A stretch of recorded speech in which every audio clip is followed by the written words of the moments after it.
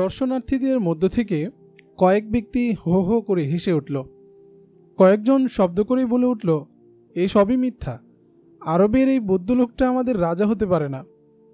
ভিড়ের মধ্য থেকে সমস্বরে কয়েকটা স্বর উঠল, না না, এ হতে পারে না, এমন বেটেকায় বৌদ্ধ মানুষ মিশরের রাজা হয় কি করে?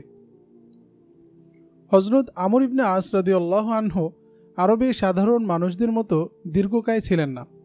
উচ্চতায় বেটে ছিলেন, মাথাটা বেশ বড়, হাত ও পা অপেক্ষাকৃত অনেক লম্বা, চোখের ভ্রু খুব ঘন ছিল, মুখ ও বুক ছিল বেশ চওড়া, দাড়ি অনেক লম্বা।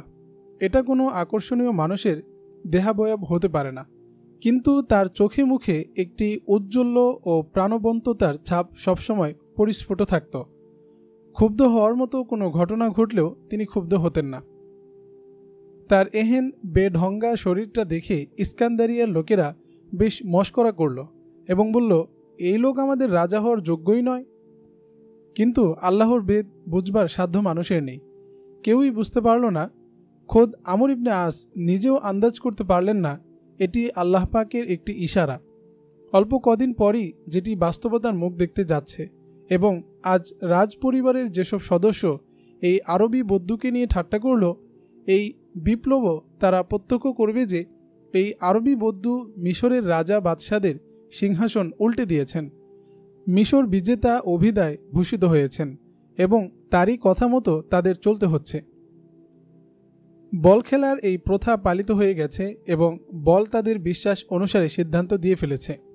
কিন্তু দর্শনার্থীদের ভিড়, বিশেষ করে রাজ পরিবারের সদস্যবর্গ ও শাসকমণ্ডলী এই সিদ্ধান্ত মেনে নিতে রাজি নয়। কিন্তু এই প্রথার অর্থ এই ছিল না যে বলটা যার বাহুতে পতিত হবে তাকে এখনই রাজা বানানো হবে, বরং তার অর্থ ছিল এই লোকটি ভবিষ্যতে কোনো একদিন রাজা হবেন। কিন্তু দর্শকরা আজকের ফলাফল মেনে নিতে সম্মত নয়। শাম্মাস আমর ইবনে আস এর বাহু ধরে ওখান থেকে বেরিয়ে এলো এবং তাকে বাড়িতে নিয়ে এলো। তাকে আরও 2-3 দিন ইস্কান্দারিয়া শহরটা ঘুরিয়ে দেখালো এবং অবশেষে বিদায়ের সময় 2000 দিনারের একটা থলে তার সামনে পেশ করল। আমর ইবনে আস ইতস্তত করে শেষমেশ থলেটা গ্রহণ করে নিলেন। আমর ইবনে আস ও তার সঙ্গী রওনা হয়ে গেলেন। শাম্মাস এক ব্যক্তিকে তাদের সঙ্গে দিয়ে বলে দিলেন, এদের বাইতুল মুকাদ্দাস পৌঁছিয়ে দিয়ে আসো। ইবনে আব্দুল হাকাম লিখেছেন, আমর ইবনে আস মিশর থেকে ফিরে এসেছেন বটে, কিন্তু মিশর ও ইস্কান্দারিয়া তার মস্তিষ্কে এমনভাবে জেঁকে থাকলো যে তিনি প্রায়ই বলতেন, আমার মন চাচ্ছে আমি মিশর গিয়ে বাস করি। আমর ইবনে আস রাদিয়াল্লাহু আনহু কিভাবে ইসলাম গ্রহণ করেছেন এবং আল্লাহর রসুল তার উপর কিভাবে আস্থা স্থাপন করেছেন সেই বিবরণ আপনারা শুনেছেন। এবার আসুন কিছু সময়ের জন্য আমি আপনাদের নিয়ে আলোচ্য উপাখ্যানের সেই যুগটিতে প্রবেশ করি যেখানে হজরত আবু উবাইদা, খালিদ ইবনে ওয়ালিদ, সুরাহবিল ইবনে হাসানা ও আমর ইবনে আস রাদিয়াল্লাহু আনহু শাম থেকে রোমানদের পা উপড়ে দিয়েছিলেন এবং রোমানরা পিছু হটার নীতি অবলম্বন করতে বাধ্য হয়েছিল। তাতে আমরা আমর ইবনে আস রাদিয়াল্লাহু আনহু এর ব্যক্তিত্ব ও সামরিক দক্ষতা উপলব্ধি করতে সক্ষম হব। রোমানদের বিখ্যাত এক সেনানায়ক ছিলেন হেরাকল।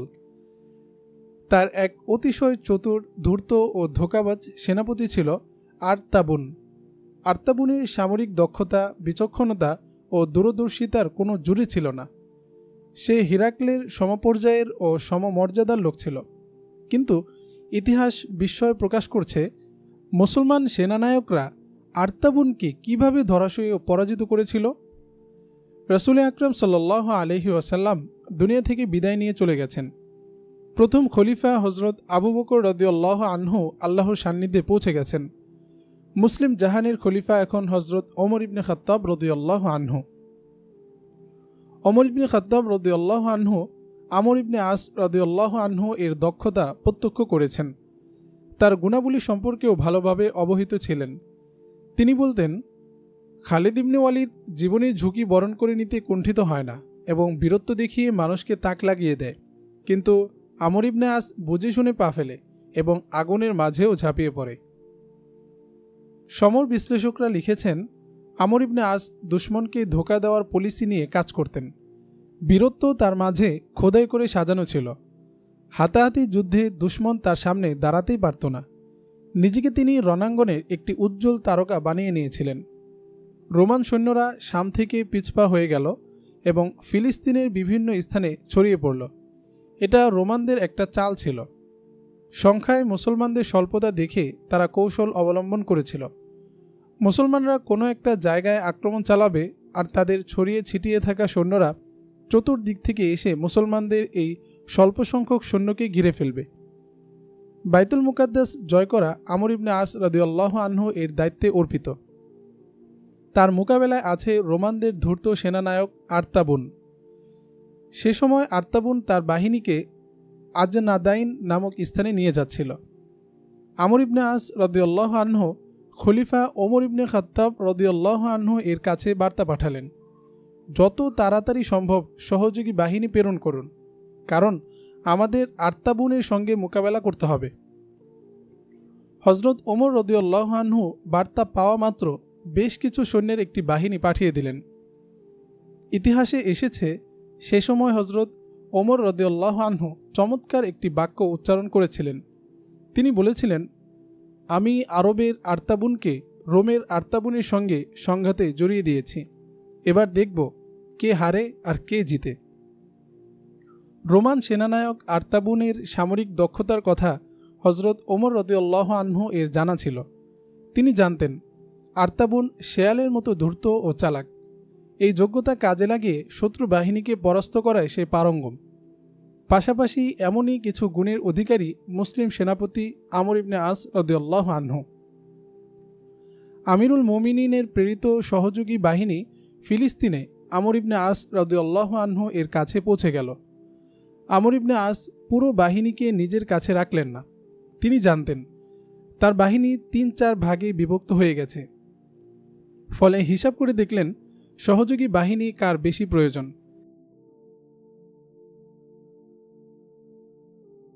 তিনি এই বাহিনীর অর্ধেক সৈন্য দুটি স্থানে পাঠিয়ে দিলেন এবং কিছু নিজের কাছে রাখলেন।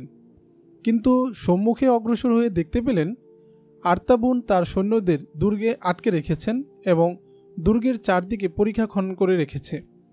আমর ইবনে আস রাদিয়াল্লাহু আনহু হিসাব করে দেখলেন দুর্গ অবরোধ করলে অবরোধ অনেক দীর্ঘ হয়ে যাবে এবং দুর্গ জয় করা অসম্ভব না হলেও নিঃসন্দেহে অনেক কঠিন হবে। কাজেই আমাদের অবলম্বন করার মতো একটাই পন্থা আছে, আর তা হলো আর্তাবুনকে প্রতারণার জালে আটকাতে হবে। আমর ইবনে আস রাদিয়াল্লাহু আনহু আর্তাবুনের কাছে দুজন দূত পাঠালেন। তাদের বলে দিলেন, তোমরা গিয়ে আর্তাবুনকে সন্ধির প্রস্তাব দিবে এবং এ বিষয়ে কথা বলবে। আমর ইবনে আস রাদিয়াল্লাহু আনহু নিশ্চিত করেই জানতেন আর্তাবুন তার এই প্রস্তাবে সম্মত হবে না, কিন্তু তার উদ্দেশ্য ছিল সন্ধি প্রস্তাব নিয়ে যাওয়ার সুবাদে দূতরা গোয়েন্দাগিরি করে আসবে। তারা তথ্য সংগ্রহ করবে দুর্গটাকে কিভাবে জয় করা যায় এবং রোমানদের সৈন্য সংখ্যা কত ইত্যাদি। দূতরা গেল এবং কথাবার্তা বলে ফিরে এলো। আমর ইবনে আস তাদের সঙ্গে কথা বললেন এবং নানা তথ্য জিজ্ঞাসা করলেন, কিন্তু তিনি বুঝতে পারলেন দূতরা তেমন কোনো তথ্য সংগ্রহ করতে পারেনি। তারা ব্যর্থ প্রমাণিত হয়েছে এবং আর্তাবুনের ভয়ে ভীত হয়ে ফিরে এসেছে। বিশেষ কোনো গোয়েন্দাগিরি তারা করতে সক্ষম হয়নি। এবার আমর ইবনে আস তার কমান্ডারদের বললেন, আমি নিজে দূত সেজে আর্তাবুনের কাছে যাব। তাদের বুঝতেই দেব না আমি এই মুসলিম বাহিনীর সিপাহসালার এবং আমার নাম আমর ইবনে আস। এ বিষয়ে তিনি কমান্ডারদের মতামত নিলেন। তিনি একথাও বললেন যে আর্তাবুনের মনে যদি সামান্য সন্দেহ তৈরি হয় তাহলে সে আমাকে হয় হত্যা করে ফেলবে কিংবা কারাগারের অন্ধকার প্রকোষ্ঠে বন্দী করে রাখবে। বৈঠক সিদ্ধান্ত দিল, ঠিক আছে, আপনি যান। তিনি সবার সঙ্গে পরামর্শ করে একটা ছদ্মবেশ ধারণ করলেন এবং আল্লাহর উপর ভরসা করে রওনা হয়ে গেলেন। দুর্গের ফটকে গিয়ে তিনি নিজের পরিচয় দিলেন। বললেন, আমি একজন মুসলিম দূত। মুসলিম বাহিনীর সেনাপতি আমাকে প্রেরণ করেছেন এবং আপনাদের সেনাপতি আর্তাবুনের সঙ্গে আমার কথা বলতে হবে। বিষয়টি আর্তাবুনকে জানানো হলো। তিনি সঙ্গে সঙ্গে সিদ্ধান্ত দিলেন, ঠিক আছে, আসতে দাও। আমর ইবনে আস আর্তাবুনের সামনে গিয়ে দাঁড়ালেন এবং ভাব দেখালেন তিনি একজন দূত এবং নিজ বাহিনীতে তার বিশেষ কোনো মর্যাদা নেই। আর্তাবুনও তাকে ততটুকুই মর্যাদা দিলেন যতটুকু একজন দূতের প্রাপ্য। সন্ধির আলোচনা শুরু হলো। আমর ইবনে আস শুনেছেন আরতাবুন খুব চালাক মানুষ, কিন্তু কী পরিমাণ চালাক এবং তার চোখের দৃষ্টি কত তীক্ষ্ণ তা তিনি জানতেন না। কিন্তু আমর ইবনে আস আসলে তো একজন সেনা অধিনায়ক, গোত্রে সমাজেও একজন সম্মানিত ও নেতৃস্থানীয় ব্যক্তিত্ব। মানুষ জ্ঞাতসারে অনেক কিছু করতে পারে, নিজের আসল পরিচয় গোপন করে ছদ্ম পরিচয়টা ফুটিয়ে রাখতে পারে, কিন্তু কোন ফাঁকে যে নিজের আসল পরিচয়টা প্রকাশ পেয়ে যায় অনেক সময় মানুষ তা টেরও পায় না। কথা বলতে বলতে বোধহয় আমর ইবনে আস রাদিয়াল্লাহু আনহু এর মুখ থেকে এমন কোনো কথা বের হয়ে থাকবে, কিংবা তিনি ভাবভঙ্গিতে এমন কিছু প্রতিক্রিয়া প্রকাশ করে থাকবেন যে তার ফলে আরতাবুন চকিত হয়ে উঠল। আমার চোখ কখনো আমাকে ধোঁকা দেয়নি। আরতাবুন মিটিমিটি হেসে বলল, আমার ধারণা আমি কোনো দূতের সঙ্গে নয়, বরং আরবের সিপাহসালারদের সঙ্গে কথা বলছি। আপনি কি আমর ইবনে আস নন? না, আমর ইবনে আস উত্তর দিলেন। আমি যদি আমর ইবনে আস হতাম তাহলে আপনার সামনে নিজের পরিচয় গোপন রাখার কোনোই আবশ্যকতা ছিল না। আমাদের সিপাহসালার আমর ইবনে আস এতই নির্ভীক ও দুঃসাহসী যে তিনি জীবনে কখনো মিথ্যা বলেননি।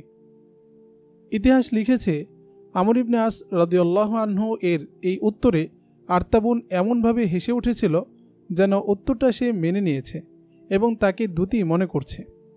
যুদ্ধের পর যুদ্ধবন্দীদের থেকে তথ্য পাওয়া গিয়েছিল আরতাবুন আমর ইবনে আসকে সঠিকই চিনেছিল, কিন্তু আমর ইবনে আস রাদিয়াল্লাহু আনহু এর উত্তর শোনার পর ভাব দেখালো, না, আমি ভুল বুঝেছি, তুমি দূতী।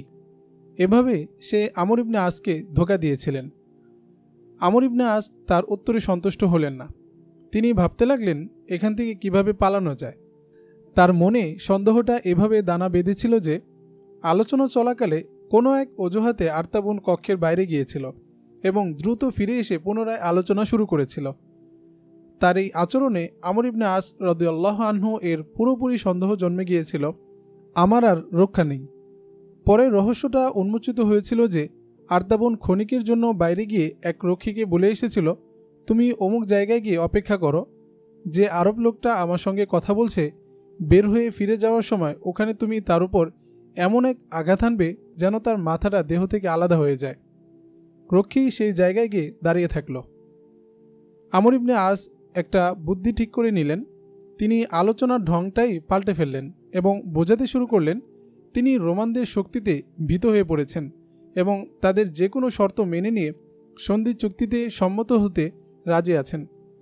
তার এই ভাব আরতাবুনের উপর খুব প্রভাব ফেলেছিল। এবার আমি আপনাকে আমার আসল পরিচয়টা বলে দিচ্ছি। আমর ইবনে আস বললেন, আমি সেনাপতি আমর ইবনে আসের দূত নই। আমাকে আমাদের আমিরুল মুমিনিন ওমর ইবনে খাত্তাব রাদিয়াল্লাহু আনহু আপনার সঙ্গে সন্ধির বিষয়ে আলোচনা করতে পাঠিয়েছেন।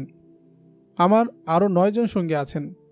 আমাদের বলে দেওয়া হয়েছে যেন যুক্তিসঙ্গত যে কোনো শর্ত মেনে নিয়ে আপনাদের সঙ্গে সন্ধি করে নেই। আমরা মদিনা থেকে সোজা আপনার কাছে চলে এসেছি। এই আলোচনার সঙ্গে আমর ইবনে আসের কোনো সম্পর্ক নেই। আমি আপনার শর্তাবলী শুনেছি। অপর 9 সঙ্গী দুর্গ থেকে সামান্য দূরে এক স্থানে বসে আমার অপেক্ষা করছে। আপনি চাইলে আমি তাদের নিয়ে আসব, কিংবা যদি বলেন আমি গিয়ে তাদের অবহিত করি যে আপনার সঙ্গে আমার এই আলোচনা হয়েছে। তারপর নিজেরা পরামর্শ করে সিদ্ধান্ত নিয়ে এসে আপনাকে জানাবো। আমার দৃঢ় বিশ্বাস আমার সঙ্গীরা আপনার শর্তগুলো মেনে নেবে। এ তো আরও ভালো। আরতাবুন বলল, উত্তম হবে, তুমি তাদের এখানেই নিয়ে আসো।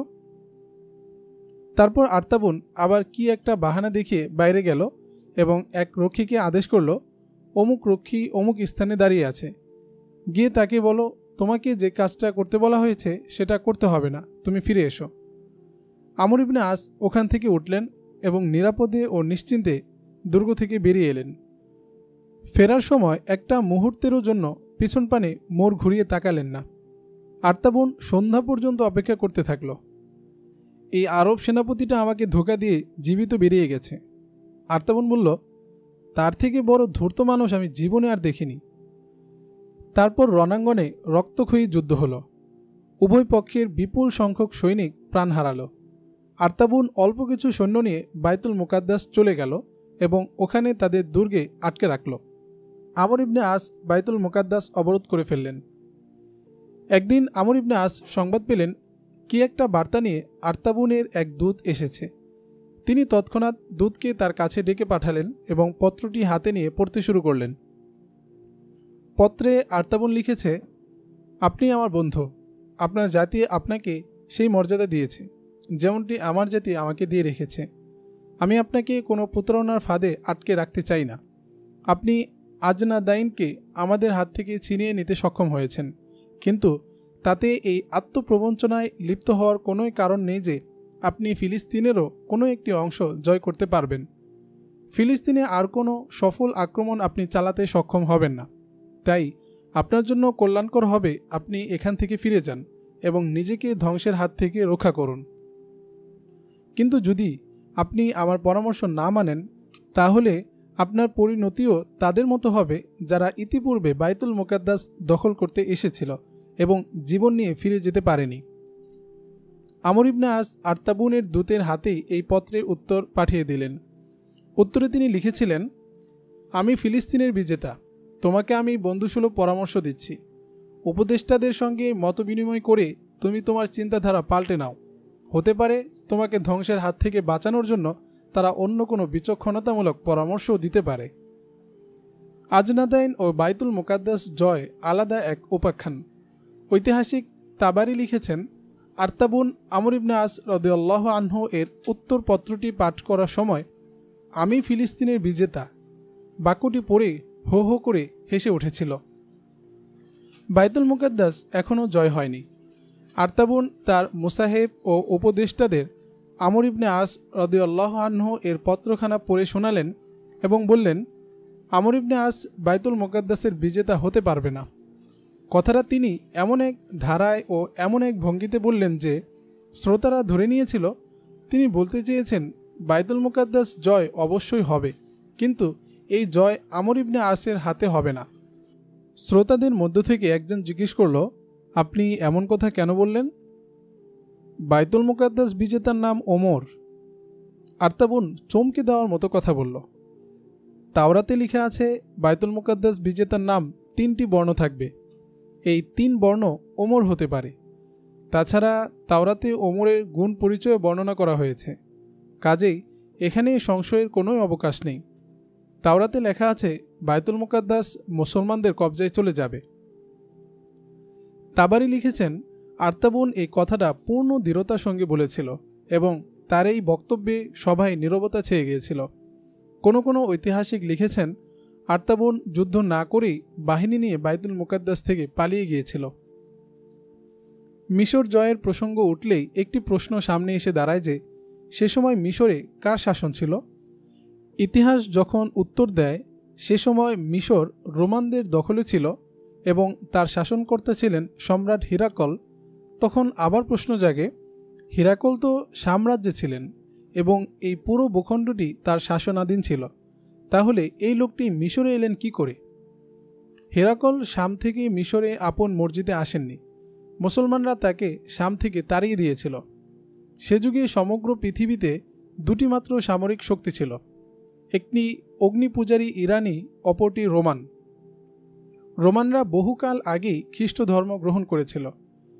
এই 2টি শক্তি মধ্যপ্রাচ্যে পরস্পর সংঘাতে লিপ্ত থাকত। ইরানিরা কখনো শাম ও মিশরে ঢুকে পড়ত, আবার কখনো রোমানরা তাদের পরাজিত করে তাদের থেকে এই অঞ্চলগুলো ছিনিয়ে নিত। এই 2টি শক্তির কখনো কল্পনাও জাগেনি যে দিগন্ত থেকে তৃতীয় আরেকটি শক্তির উত্থান ঘটবে, যে কিনা তাদের উভয় শক্তিকেই ভেঙে চুরে খান খান করে দেবে। বিশেষ করে আরবদের থেকে তো তারা এমন কোনো আশঙ্কা ঘূর্ণাক্ষরেও কল্পনা করেনি। তারা আরবদের অজ্ঞ ও পশ্চাৎপদ বৌদ্ধ মনে করত, কিন্তু এই আরবেরই এক অন্ধকার গুহা থেকে আল্লাহর নূর বিচ্ছুরিত হলো, যার কিরণমালা অত্যন্ত দ্রুত গতিতে চতুর্দিকে ছড়িয়ে পড়ল এবং মানুষের মন মস্তিষ্ককে আলোকিত করে চলল। এই গুহাটির নাম গারে হেরা বা হেরা গুহা। এখানেই আল্লাহর রসুল সাল্লাল্লাহু আলাইহি ওয়াসাল্লামের উপর প্রথমবারের মতো ওহী নাজিল হয়েছিল এবং এখানেই আল্লাহ পাক তাকে নবুয়ত দান করেছিলেন। এখান থেকেই তৃতীয় সামরিক শক্তিটির উত্থান শুরু হলো, কিন্তু হলো একটি পার্থক্যের সঙ্গে। এই তৃতীয় শক্তিটির শুধু যুদ্ধাস্ত্রের উপর নির্ভরতা ছিল না, বরং সম্পূর্ণ ভিন্ন রকম একটি দৃষ্টিভঙ্গি দ্বারা সমৃদ্ধ ছিল, আর সেই দৃষ্টিভঙ্গিতে আল্লাহর শক্তি শামিল ছিল। ইরানি ও রোমানদের হাতে বিপুল সংখ্যক ঘোড়া ও তীর ধনুক ছিল। এসবের জন্য তাদের বেজায় দম্ভ ছিল, কিন্তু যখন তাদের বিশাল বিশাল বাহিনী মুসলমানদের ক্ষুদ্র ক্ষুদ্র বাহিনীর মোকাবেলায় এলো, তখন তাদের পক্ষে মাঠে দাঁড়িয়ে থাকাও অসম্ভব হয়ে গেল। এটি একটি দৃষ্টিভঙ্গি ও একটি বিশ্বাসের কারিশমা ছিল, যাকে আজ আল্লাহর দ্বীন বলা হয়। ইতিহাস আজও বিস্ময় হতবাক যে রোমানরা ইরানের মতো মহাপরাশক্তিকে একের পর এক পরাজিত করে আসছিল, তারা এই মুষ্টিমেয় মুসলমানদের হাতে কিভাবে তছনছ হয়ে গেল, তাও এমনভাবে যে মুসলমানরা তাদের শাম থেকে বেদখল করে ছাড়ল এবং তাদের সৈন্যরা মিশর এসে নিঃশ্বাস ফেলল। ইতিহাস একদিকে এই প্রশ্ন তুলে বিস্ময় প্রকাশ করছে, অপরদিকে তার উত্তরও লিখে রেখেছে। মুসলিম ও অমুসলিম ঐতিহাসিকরা এক একটি মুহূর্তের উপাখ্যান লিখে ইতিহাসের হাতে অর্পণ করে দিয়েছিলেন। সেই ইতিহাস আজও জগৎবাসীর সামনে বিদ্যমান। ঐতিহাসিকরা মুসলমানদের সামরিক যোগ্যতা, চেতনা ও বিচক্ষণতাকে অলৌকিক ব্যাপার বলে আখ্যায়িত করেছেন। তারা মুসলমান সেনাপতিদের রণকৌশল, নেতৃত্ব ও সেনাদের মাঝে শৃঙ্খলা অটুট রাখার জন্য তাদের ভূয়সী প্রশংসা করেছেন। কিন্তু এমন একটি বিষয় আছে যাকে ঐতিহাসিকরা হয় স্বেচ্ছায় এড়িয়ে গেছেন, নতুবা বিষয়টি তারা জানতেন না। এখানে আমি তার একটি মাত্র দৃষ্টান্ত উপস্থাপন করব। মুসলমানরা যখন হজরত আবু উবাইদা, খালিদ ইবনে ওয়ালিদ ও আমর ইবনে আস রাদিয়াল্লাহু আনহুম এর নেতৃত্বে রোমানদের বিরুদ্ধে সংঘাতে লিপ্ত, সে সময়কার ঘটনা। যুদ্ধের প্রতিটি অঙ্গন থেকে রোমানদের পা উপড়ে যাচ্ছিল। সে সময় উক্ত অঞ্চলে দুর্গ ঘেরা বিখ্যাত একটি শহর ছিল। শহরটির নাম কানসারিন। তার প্রতিরক্ষা ব্যবস্থা খুবই মজবুত ছিল। হজরত খালিদ ইবনে ওয়ালিদ রাদিয়াল্লাহু আনহু এই শহরটি কিভাবে দখল করেছিলেন সেটি একটি আলাদা উপাখ্যান। এখানে আমরা তার একটি ঘটনা উল্লেখ করব, যার দ্বারা ইসলামের মৌলিক শিক্ষামালা ও মাহাত্ম্য ফুটে উঠবে। জাবালা ইবনুল ইয়াহাম গাসসানি নামক এক ব্যক্তি উক্ত অঞ্চলের ক্ষুদ্র একটি ভূখণ্ডের রাজা ছিলেন। এটি ছিল তার নিজের গোত্র, যেটি বনু গাসসান নামে বিখ্যাত ছিল।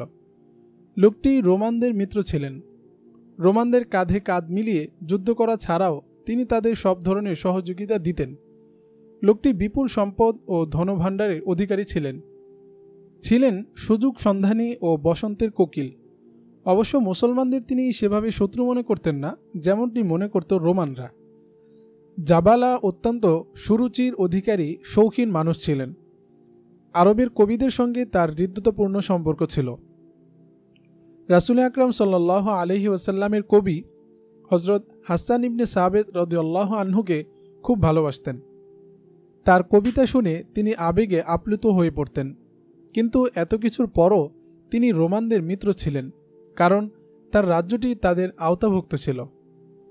হেরাকল যখন মুসলমানদের কাছে পরাজিত হয়ে পালিয়ে গেলেন, তখন জাবালা ইবনুল ইয়াহাম ইসলাম গ্রহণ করে মুসলমান হয়ে যাওয়ার মাঝেই নিজের কল্যাণ ও নিরাপত্তা অনুভব করলেন। উক্ত অঞ্চলে মুজাহিদদের যে বাহিনীটি লড়াই করছিল, তার সিপাহসালার ছিলেন হজরত আবু উবাইদা রাদিয়াল্লাহু আনহু। জাবালা তার কাছে দূত মারফত বার্তা পাঠালেন, আমি আমার গোত্র গাসসানের সব কজন সদস্য নিয়ে ইসলাম গ্রহণ করতে চাই। হজরত আবু উবাইদা রাদিয়াল্লাহু আনহু এর দৃষ্টিতে এটি বিরাট এক বিজয় ছিল। তিনি 2-3 জন লোক জাবালার কাছে প্রেরণ করলেন। এরা সেখানে গেলেন এবং জাবালা তার গোত্রসহ মুসলমান হয়ে গেলেন। আবু উবাইদা রাদিয়াল্লাহু আনহু এই সংবাদ আমিরুল মুমিনিন হজরত ওমর রাদিয়াল্লাহু আনহু এর কাছে প্রেরণ করলেন। ইতিহাস লিখেছে, হজরত ওমর এই সংবাদ শুনে এত খুশি হয়েছিলেন যে তার চোখে অশ্রু এসে পড়েছিল। আরবের স্মরণ জাবালাকে ধিকি ধিকি পীড়া দিচ্ছিল। তিনি তার প্রিয় কবিদের দেশটিকে এক নজর দেখতে চাচ্ছিলেন। তিনি হজরত ওমর রাদিয়াল্লাহু আনহু এর কাছে এই আবেদন নিয়ে দূত পাঠালেন যে, আমি আপনার খিদমতে হাজির হতে চাই। সাথে তিনি হজ করার আকাঙ্ক্ষাও ব্যক্ত করলেন। হজরত ওমর রাদিয়াল্লাহু আনহু তাকে অনুমতি দিয়ে দিলেন। জাবালা ইবনুল ইয়াহাম কোন ধারার মানুষ তা তিনি জানতেন, তাই ধরে নিলেন হজ করে লোকটি পাক্কা মুসলমান হয়ে যাবে। একদিন আমিরুল মোমিনিনকে সংবাদ জানানো হলো জাবালা ইবনুল ইয়াহাম গাস্সানি আসছেন। এটি মদিনার ঘটনা। মদিনার সমগ্র নগরী জুড়ে হইচই পড়ে গেল। জাবালা দু একজন লোককে সঙ্গে করে আসছেন না, তার সঙ্গে আছে 500 লোক, যাদের অধিকাংশই রাজ পরিবারের সদস্য। অবশিষ্টরা গাসসান গোত্রের নেতৃস্থানীয় ব্যক্তি।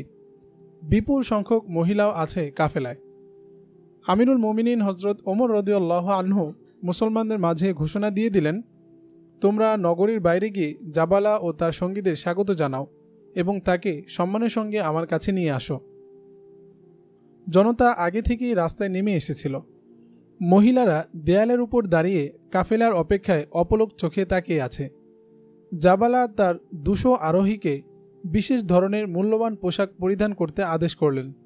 এ কাজের জন্য কাফেলা মদিনা থেকে সামান্য দূরে এক স্থানে দাঁড়িয়ে গেল। তারা সবাই যখন বিশেষ ধরনের পোশাক পরিধান করল, তখন দেখে সবাই হতভম্ব হয়ে গেল। লোকগুলো অনেক মূল্যবান রেশমি পোশাক পরিধান করেছে। প্রতিজন আরোহীকে আপন আপন জায়গায় রাজা রাজপুত্র বলে মনে হচ্ছিল। তাদের ঘোড়াগুলোর গলায় সোনারূপার হার আর গায়ে রং বেরঙের রেশমি চাদর বিছানো। জাবালা নিজে মাথায় মুকুট পরিধান করেছেন। তার গায়ের পোশাকটি কত মূল্যবান তা বলে বোঝানো কঠিন। ছিলেন তো রাজা, যদিও তার রাজ্য ছিল ক্ষুদ্র একটা অঞ্চল। কাফেলা যখন শহরে প্রবেশ করল, তখন নগরীর বাসিন্দাদের মাঝে নীরবতা ছেয়ে গেল। সবাই বিস্ময়ে থ বনে গেল। অনেকে দাঁতে আঙ্গুল চেপে ধরল। এমন মূল্যবান পোশাক তারা কোনোদিন দেখেইনি। মদিনার মুসলিম জনতার বিস্ময়ের আরও একটি কারণ হল, লোকটি মুসলমান হয়েছেন বটে, কিন্তু রাজকীয় ভাবটা ছাড়েননি। হজরত ওমর রাদিয়াল্লাহু আনহু জাবালাকে স্বাগত জানাতে বের হলেন না। তার সঙ্গে সাক্ষাতের জন্য জাবালা কক্ষে প্রবেশ করলেন। আমিরুল মোমিনিন এবার উঠে দাঁড়িয়ে তাকে গলায় জড়িয়ে ধরলেন এবং সম্মানের সঙ্গে নিজের পাশে বসালেন। আমিরুল মোমিনিন জাবালাকে ধন্যবাদ জানালেন।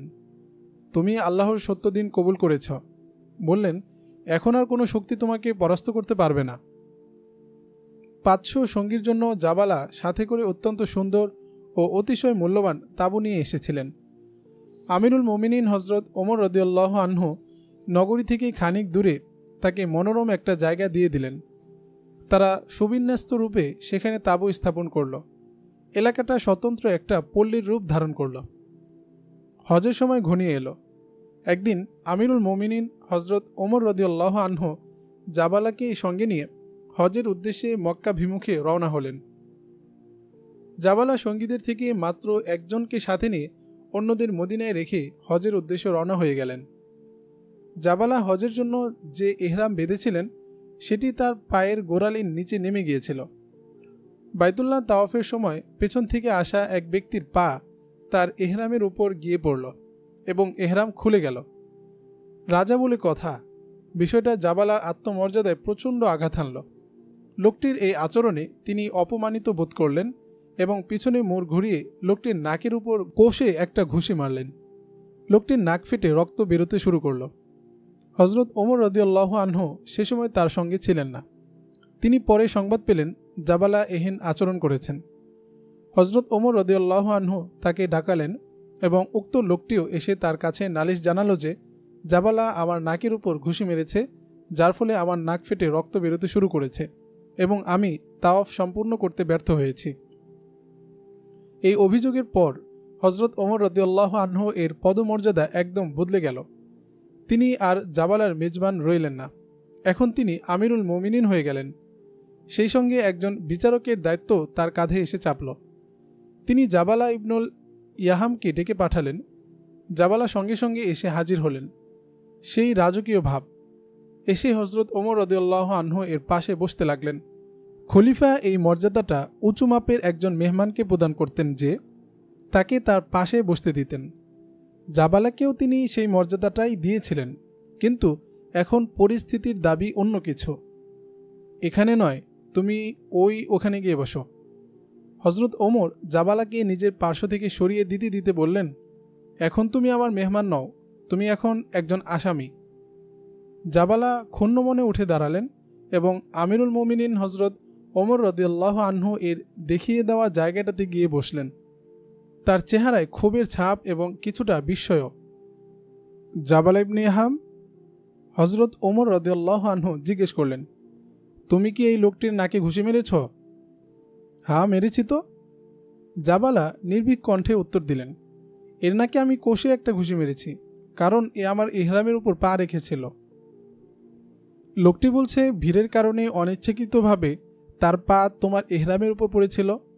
হজরত ওমর রাদিয়াল্লাহু আনহু বললেন, আর তাওয়াফের সময় এমনটা হওয়াই স্বাভাবিক। তাই যদি হয় তাহলে বলো, এই অধিকার তোমাকে কে দিল যে তুমি তাকে শাস্তি দিলে? তুমি তো জানবার চেষ্টা করলে না এটি সে কেন করেছে। তাকে জিজ্ঞেস করলেই তো বিষয়টা জানতে পারতে। এখানে তো আমি ওকে একটা ঘুষি মেরেছি মাত্র। জাবালা বললেন, আমার ওখানে হলে এমন শাস্তি দিতাম যে অন্যরাও এর থেকে শিক্ষা নিত। ওটা তোমার রাজ্য, ওখানে তোমার আইন চলে। হজরত ওমর রাদিয়াল্লাহু আনহু বললেন, তুমি ইসলাম গ্রহণ করেছ, তার অর্থ হলো তুমি ইসলামের সুবিচারমূলক আইনকেও মেনে নিয়েছ। ইসলামের বিধান অনুপাতে তোমাকে এর শাস্তি ভোগ করতেই হবে। আমি আপনাকে আমিরুল মুমিনিন মেনে নিয়েছি। জাবালা অনীহ কণ্ঠে বললেন, কিন্তু আমি ভেবে বিস্মিত হচ্ছি আপনি কেমন আমিরুল মুমিনিন যে ছোট বড়োর পার্থক্যও বুঝেন না। আমি আমার অঞ্চলের রাজা, আর এ একজন সাধারণ মানুষ। এটা কি আমার জন্য অপমান নয় যে আপনি আমাকে এই সাধারণ লোকটার সঙ্গে বসিয়ে দিলেন এবং আমার সঙ্গে একজন আসামির মতো আচরণ করছেন? ইসলাম তোমাদের দুজনের মর্যাদা এক করে দিয়েছে। হজরত ওমর রাদিয়াল্লাহু আনহু বললেন, ইসলামে মর্যাদার মাপকাঠি তাকওয়া। যার তাকওয়া যত বেশি সে তত মর্যাদাবান। ইসলামে সম্পদ, রাজত্ব, মর্যাদার চাবিকাঠি নয়। আল্লাহ আমাদের সবাইকে একই রকম করে সৃষ্টি করেছেন। তুমি দুটো অপরাধ করেছ। একটা হলো তুমি আল্লাহর ঘরে অন্যায় আচরণ করেছ, আরেকটা হলো তুমি এই লোকটির নাকে ঘুষি মেরে রক্ত ঝরিয়ে দিয়েছ, যার ফলে সে তাওয়াফ সম্পূর্ণ করতে পারেনি। আমি বোধহয় ভুল জায়গায় এসে পড়েছি। জাবালা বলল, আমি তো মনে করতাম মুসলমানরা বিত্তশালী মানুষ নয়, কাজেই ওখানে গিয়ে আমি বেশ মর্যাদা পাব, কিন্তু এসে তো এখন দেখছি তার উল্টোটা। যদি মর্যাদা চাও তাহলে এর একটি পন্থায় আছে। হজরত ওমর বললেন, এর কাছে তুমি ক্ষমা চাও। যদি এ তোমাকে ক্ষমা করে দেয় তাহলে আমি তোমাকে কোনো শাস্তি দেব না। তাহলে কি এর চেয়ে ভালো হয় না আমি খ্রিস্ট ধর্মেই ফিরে যাব? জাবালা বললেন, ওখানে তো আমার সঙ্গে এমন আচরণ কখনো হবে না। আমি তোমাকে ইসলামের এই বিধানটিও জানিয়ে রাখছি। হজরত ওমর বললেন, তুমি যদি শাস্তি থেকে রক্ষা পেতে ইসলাম পরিত্যাগ করে খ্রিস্ট ধর্মে ফিরে যাও তাহলে আমি তোমাকে মৃত্যুদণ্ডের শাস্তি প্রদান করব। আর আপনিও মনে রাখুন আমিরুল মুমিনিন। জাবালা ঝাঁজ মেশানো উদ্ধত কণ্ঠে বললেন, আমার সঙ্গে যদি আপনি এই আচরণ অব্যাহত রাখেন তাহলে আপনি আমার ও আমার এত বড় গোত্রের বন্ধুত্ব থেকে বঞ্চিত হয়ে যাবেন। আপনি বোধহয় জানেন না, আমার গোত্র এতটাই সম্পদশালী যে আমরা হীরা জহরতের মাঝে খেলা করেই বেড়াই। তাছাড়া আমার গোত্র একটি শক্তি। এত বড় ক্ষতি আপনি বরণ করে নেবেন কিনা ভেবে দেখতে পারেন। আমরা শুধু ইসলামের ক্ষতি সহ্য করতে পারি না। হজরত ওমর বললেন, আমরা নিজেদের ধনসম্পদ, সন্তান সন্ততি ও আপন জীবনকে ইসলামের জন্য কোরবান করে দেওয়ার মতো মানুষ। আমাদের যদি কারো বন্ধুত্বের প্রয়োজন থাকে তিনি হলেন শুধু মহান আল্লাহ। এই বিষয়টিকে আমি আর দীর্ঘ করব না। তুমি এর থেকে ক্ষমা চাও।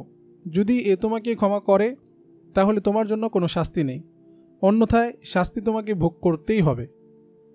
জাবালা মাথাটা নত করে গভীর ভাবনায় হারিয়ে গেলেন।